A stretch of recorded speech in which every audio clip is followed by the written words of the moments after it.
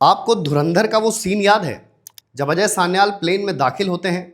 Conversation और negotiation होती है। सान्याल प्लेन में मौजूद लोगों के पास पहुंचते हैं, जोर से कहते हैं भारत माता की। कोई जवाब नहीं आता। सान्याल के पीछे से एक पिस्टल आती है और उन्हें बाहर जाना पड़ता है। तब बंदूक दिखाने वाला आतंकी सान्याल साहब से कहता है, हिंदू बहुत ही डरपोक कौम है। आक्रोश से भरे सान्याल प्लेन से बाहर निकल ही रहे थे कि आतंकी ने कहा, सान्याल साहब, पड़ोस में ही रहते हैं हम।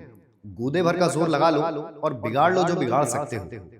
कट टू वो सीन जब घायल हमजा अपनी डायरी के पन्नों पर केमिकल डालता है और धीरे धीरे कुछ नाम नजर आते हैं। जानकारों का कहना है कि हमजा की उस लिस्ट में रहमान डकैत और मसूद अजहर जैसे नामों के अलावा एक और नाम था। वही नाम जिसने हिंदुओं को डरपोक कहा था, जिसकी बिगाड़ लो जो बिगाड़ सकते हो वाली बात को बेहद गंभीरता से लिया गया।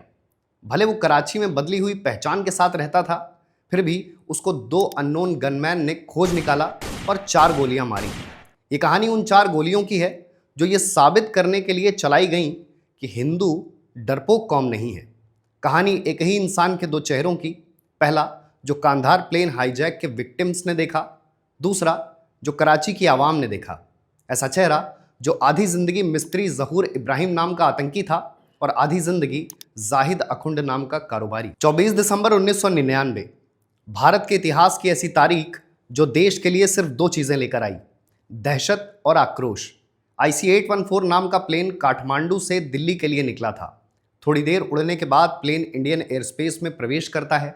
यहीं से प्लेन में संदिग्ध गतिविधियां शुरू होती हैं। 5 हथियारबंद लोग सभी के सामने आते हैं और प्लेन हाईजैक कर लेते हैं। हाईजैक करने वाले 5 लोग हरकतुल मुजाहिदीन के आतंकी थे। ऐसा आतंकी संगठन जिसकी फंडिंग पाकिस्तानी खुफिया एजेंसी ISI करती थी। IC-814 ऐसा विमान था जिसमें ज़्यादातर कपल होते थे। छुट्टियों और हनीमून के लिए नेपाल जाते थे। 24 दिसंबर 1999 को भी प्लेन में 26 कपल थे। उन 26 जोड़ों में एक थे रुपीन कात्याल और रचना कात्याल। दोनों हनीमून से लौट रहे थे। हाईजैक के ठीक 21 दिन पहले दोनों की शादी हुई थी। प्लेन भारतीय एयरस्पेस में ही था।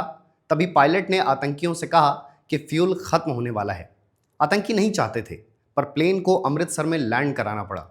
अब तक आतंकियों ने महिलाओं और पुरुषों को अलग अलग कर दिया था।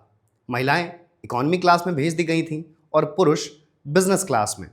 पुरुषों से कहा गया कि वो अपना सिर नीचे करके रखें, लेकिन रुपिन बार बार ऊपर देखने का प्रयास कर रहे थे। वो जानना चाहते थे कि रचना कैसी हैं, और यही सारे फसाद की जड़ बना। आतंकी प्लेन के अमृतसर में लैंडिंग की वजह से नाराज थे और उनमें से एक बिल्कुल भी खुश नहीं था।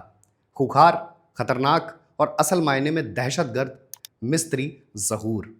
उसने रुपिन को कई बार सिर ऊपर करते देखा, 1-2 बार टोका भी। अंत में रुपिन पर धारदार हथियार से हमला कर दिया। रुपिन की जान चली गई। उनकी मेडिकल रिपोर्ट में पता चला कि उनके पेट पर एक बड़ा घाव था, 4 घाव सीने पर, 2 गले पर और 6 चेहरे के आसपास। यह अटैक महज मर्डर नहीं था, एक मैसेज था। पहला कि IC-814 में मौजूद लोगों को डराने के लिए, दूसरा भारत सरकार को संदेश देने के लिए कि वो कुछ भी कर सकते हैं और उनकी मांगों को नज़रअंदाज करने की गलती न की जाए। भारत सरकार और इन आतंकियों के बीच लगभग 1 हफ्ते तक नेगोशिएशन चला। इस बीच प्लेन लाहौर और दुबई से होते हुए कंधार गया। 31 दिसंबर को भारत सरकार ने आतंकियों की मांगें मान ली। मौलाना मसूद अजहर, अहमद उमर सईद शेख और मुश्ताक अहमद जरगर रिहा कर दिए गए। इतना कुछ हो रहा था, लेकिन अब तक रचना कात्याल को भनक तक नहीं थी कि उनके पति के साथ क्या हुआ है। दिल्ली एयरपोर्ट पहुंचने पर भी रचना को यही बताया गया कि रुपिन गंभीर हालत में अस्पताल में भर्ती हैं। कई दिनों बाद उन्हें बताया गया कि रुपिन की हत्या कर दी गई थी। IC-814 की इकलौती कैजुअल्टी रुपिन कात्याल। इसके पहले कि हम वीडियो में आगे बढ़ें, एक और बात समझनी चाहिए। सोचिए कि 1999 से 2025 के बीच क्या बदला। पहले रुपिन कात्याल थे और अब विनय नरवाल और शुभम द्विवेदी हैं। कांधार से लेकर पहलगाम तक जान हमेशा निर्दोषों ने गंवाई है, और जब आपका पड़ोसी पाकिस्तान जैसा मुल्क हो तब क्या ही कहने। लेकिन भारतीय ज्योतिष शास्त्र में एक मान्यता है, जिस क्षण आप धरती पर आते हैं उसी क्षण आपके जाने का समय तय हो जाता है। लेकिन मिस्त्री जहूर के केस में उसकी मौत तब तय हुई जब उसने रुपिन कात्याल की जान ली। उसकी मौत के साथ साथ धुरंधर नाम की फिल्म भी तय हो गई। इतना कुछ किस तरह तय हुआ? उसका जवाब मिलेगा 80 के दशक में, जब पाकिस्तान का कराची शहर आतंकवाद का संरक्षित गढ़ बन चुका था। शहर के नुक्कड़ों पर सामान्य सा काम करने वाला कोई इंसान जरा भी सामान्य नहीं होता था। कोई भी मजदूर गैंगस्टर हो सकता था और कोई व्यापारी आतंकवादी हो सकता था। हर बड़े दहशतगर्द के लिए कराची पनाहगार बन गई थी। उसी कराची का रहने वाला था जहूर। विशुद्ध मध्यम वर्गीय परिवार में जन्म हुआ, लेकिन जितना साधारण उतना ही खूंखार जहूर। पढ़ाई के दिनों से ही वो मदरसों से जुड़ा और जिहाद का रास्ता चुना। जवान हुआ तो हरकतुल मुजाहिदीन में शामिल हुआ, जिस संगठन को कांधार प्लेन हाईजैक के बाद आतंकी संगठन घोषित कर दिया गया, जिस संगठन की फंडिंग पाकिस्तानी खुफिया एजेंसी आईएसआई कर रही थी। कम ही लोग जानते हैं कि जहूर की ट्रेनिंग अमेरिका और ऑस्ट्रेलिया में भी हुई थी, और ये तब पता चला जब अलकायदा का एक ऑपरेटिव मोहम्मद अफरोज गिरफ्तार हुआ। अफरोज एक सुसाइड पायलट था, ऐसे पायलट जो अपने हैंडलर्स के कहने पर कहीं भी 9/11 जैसा हमला कर सकते थे, उसके लिए भले उन्हें आत्मघात ही क्यों न करना पड़े। पूछताछ में अफरोज ने यह भी बताया कि जहूर नाम के आतंकी की ट्रेनिंग उसके साथ हुई है। अब तक दुनिया भी जान चुकी थी कि मिस्त्री जहूर इब्राहिम कौन था। लोग जहूर को पहचानने लगे थे, हर जगह पहचाने जाने में लेकिन खतरा बड़ा था। आवाम पूछती कि एक आतंकी खुला कैसे घूम रहा है। तब जहूर ने अपना हुलिया बदला, हाव भाव और पहचान तक बदल डाली। कराची का सेक्टर ए, हाउस नंबर 363, यहाँ जाहिद अखुंड नाम का शख्स रहता था, लेकिन ये नाम दुनिया को बताने वाला था। असल में ये मिस्त्री जहूर ही था। कराची के अख्तर कॉलोनी में फर्नीचर शॉप थी, नाम था क्रिसेंट फर्नीचर्स। ये शॉप जहूर की ही थी और ये सब आसान बनाने में बैकडोर से मदद की थी आईएसआई ने। पाकिस्तान में ये कॉमन पैटर्न था। कुछ बड़े ऑपरेशंस अंजाम देने के बाद आतंकियों को अलग पहचान देकर छिपा दिया जाता था, जिससे आतंकी कोई पकड़ न सके, और पकड़ सके तो उनके हैंडलर्स का नाम सामने ना आए। लेकिन एक कारोबारी के भेस में भी जहूर की आतंकी गतिविधियां कम नहीं हुई। कभी वो रऊफ असगर के साथ देखा जाता तो कभी मसूद अजहर के साथ। इन दो नामों का मतलब था कि वो जैश ए मोहम्मद के ऑपरेशंस में भी शामिल था। कांधार प्लेन हाईजैक अंजाम देने और कई साल कारोबारी की तरह गुजारने के बाद आती है 1 मार्च 2022 की तारीख। जहूर अपनी शॉप पर पहुंचता है। अचानक एक बाइक आती है। बाइक पर 2 लोग सवार थे। एक ने हेलमेट पहनी थी और दूसरे ने सलवार कमीज और सर्जिकल मास्क। ये सब सिर्फ इसलिए कि कोई उन्हें पहचान न सके। बाइक वाले जहूर के नज़दीक आकर रुकते हैं। सर्जिकल मास्क वाला इंसान जहूर से पूछता है, मिस्त्री जहूर इब्राहिम? जहूर कहता है, नहीं नहीं, जैसे उसे कुछ पता ही ना हो और समझ ना आया हो। फिर वो शख्स .30 बोर की पिस्टल निकालता है और कुल 4 फायर करता है और अंतिम गोलियां मारते हुए कहता है, ये रुपिन कात्याल की तरफ से। वही रुपिन कात्याल जिसकी हत्या जहूर ने IC 814 में की थी, कांधार प्लेन हाईजैक की इकलौती कैजुअलिटी। घटना के बाद अननोन गनमैन वहां से भागते हैं और रुकते हैं कराची के चोर बाजार में, जहां से बाइक खरीदी थी, और चंद मिनट्स में बाइक स्क्रैच में बदल दी जाती है। पुलिस खोजती रह जाती है, लेकिन न तो अननोन गनमैन मिले और न ही असैसिनेशन में इस्तेमाल हुई बाइक।